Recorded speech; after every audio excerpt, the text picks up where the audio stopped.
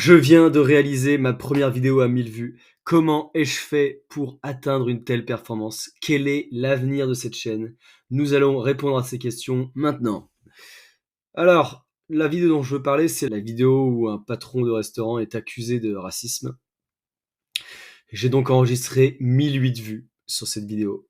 C'est ma vidéo la plus performante. Et si vous cherchez l'explication de pourquoi cette vidéo a marché, eh bien, vous la trouverez sûrement dans les commentaires puisqu'il y a eu quelques commentaires, suite à cette vidéo.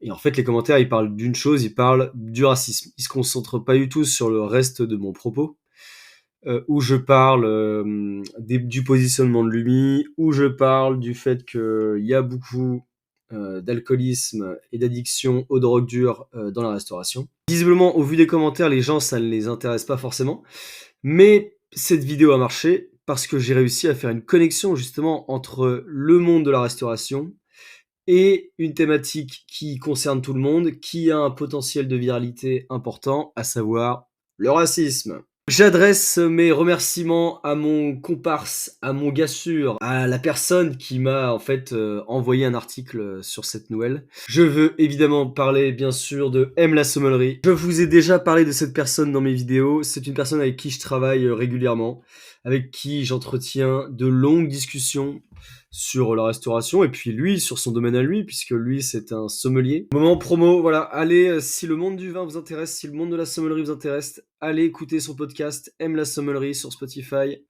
Vous avez déjà 28 épisodes, donc courez l'acheter, courez écouter son podcast. Et si le monde du vin vous intéresse vraiment, vraiment, vous avez également une page Patreon sur laquelle vous pouvez progresser en sommellerie, vous former en sommellerie et vous pouvez le soutenir. Donc voilà, c'est mon gars sûr, aime la sommellerie. C'est ce gars qui m'a envoyé un article sur cette vidéo. Je le remercie vivement et je lui lance une invitation car nous discutons beaucoup de sujets et il est peut-être temps que vous appreniez à connaître cet individu qui aura plein de choses intéressantes à nous dire.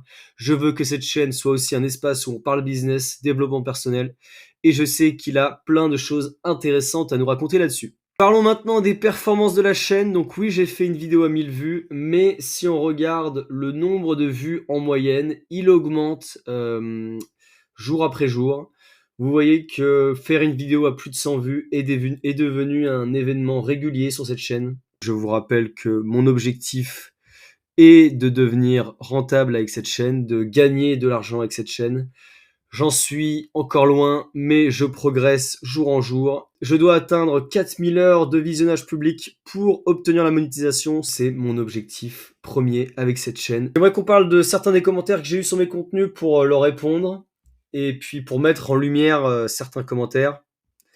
Puisque que ce soit ce commentaire, donc là on parle de la vidéo sur Five Guys, que ce soit ce commentaire de Souviane Bachata ou de Issam,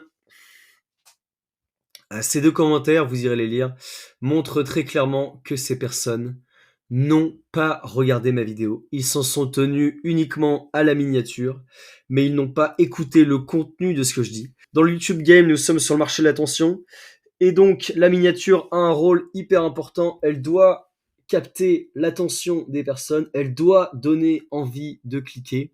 Et si je fais une miniature où je dis que je soutiens Five Guys, que c'est mes copains, votre envie de gossip, votre envie de clash est complètement anéantie. Alors que si vous me voyez en train de dire que je boycotte Five Guys, vous avez envie, vous savez, votre cerveau vous dit qu'il y a du clash, votre cerveau vous dit que je vais me la donner, vous avez envie de voir ça. C'est pour ça que je mets ce type de miniature. D'autant plus que je boycotte véritablement Five Guys, hein, c'est ce que je réponds dans ce commentaire. Je ne vais jamais à Five Guys, mais je ne le boycotte pas parce qu'ils font du halal. Je les boycotte parce que c'est un fast-food dégueu, c'est tout. Ensuite, je vais répondre directement à un commentaire que j'ai reçu de Spectre X4B. J'aime bien ton point de vue alternatif sur le métier. Tu parles d'Eloi Spindler. Je te propose de t'intéresser au financement par le CNC d'une vidéo faisant la promotion de l'ouverture de ces restaurants, l'enfer. Bon voilà, Spectre, si tu pouvais écrire tes phrases correctement pour que je comprenne, ça irait bien plus vite. Donc oui, je suis allé voir, comment dire, ce que tu veux parler. J'ai bien compris que Eloi Spindler, ce jeune chef, a décroché une subvention du CNC pour financer une partie de ses contenus, notamment l'ouverture de son buffet à volonté à Paris. Je ne sais pas trop quoi dire, j'ai pas grand-chose à dire, hein, et voilà, il touche des subs, bah, écoute, s'il y a d'autres choses que j'ai loupées, n'hésite pas à revenir vers moi. Et voilà, Eloi Spindler, oui, c'est un gars qui se revendique de gauche, qui est clairement gauchiste. Il fait des interviews dans l'UMA pour le dire. Si je dois dire un truc sur lui, ce sera juste pour le clasher et pour dire que je suis pas fan de ce qu'il fait, quoi. Mais c'est pas le but de mes vidéos. J'ai pas envie de clasher un mec qui fait du contenu. Un mec qui fait du contenu, c'est déjà un mec qui a pris plus de risques que 90% des gens dans le monde. Donc, même si nous avons des pensées différentes, je n'ai pas matière à l'attaquer. Et pour terminer, je voudrais réagir à un commentaire auquel j'ai répondu, hein. Je réponds à tous les commentaires que j'estime être des commentaires intéressants. Vous avez ce commentaire de Wallam D, ou alors plutôt Voilà MD, je pense. Bref, un commentaire, voilà, où il a pris le temps d'écrire quelque chose, il n'est pas d'accord avec moi, et ça, c'est tout à son honneur. Et donc, tant qu'il n'y a pas d'insultes, moi, je réponds à ce type de commentaires, hein. Ceux qui m'insultent, je les shadowban. Mais par contre, je suis pas là pour vous brosser dans le sens du poil. Si on n'est pas d'accord, je vais pas essayer de vous montrer que je comprends ce que vous voulez dire. On n'est pas là pour se faire des bisous et pour que personne ne parte fâché. Je prends le risque de tenir un point de vue qui ne laisse pas indifférent, mais je le fais à chaque fois en pensant à tout ce que je dis sur le fond. Et je vais pas désavouer mon point de vue parce qu'un gars amène deux trois arguments qui s'entendent. Je déteste les mecs qui tiennent une position puis qui reviennent sur ce qu'ils ont dit parce que c'est pas friendly avec leur communauté. Je suis convaincu qu'on a la communauté qu'on mérite. Et donc, si vous n'êtes pas d'accord avec ce que je dis, ne comptez pas sur moi pour vous brosser dans le sens du poil. Soit vous vous barrez, et soit si vous ne vous barrez pas, c'est moi qui vous dégagerai. D'accord?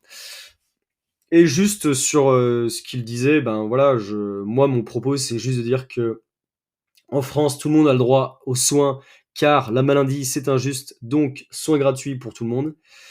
Résultat, chacun peut bénéficier du système, quel que soit son mode de vie, et justement par rapport, et notamment si vous consommez régulièrement du fast-food. Et voilà, la question que je pose, moi, c'est pas sur qui mérite d'être soigné. La solidarité est un choix fort, mais plutôt sur comment on organise et finance durablement un système qui doit tout prendre en charge, sans distinction et sans exploser les coûts.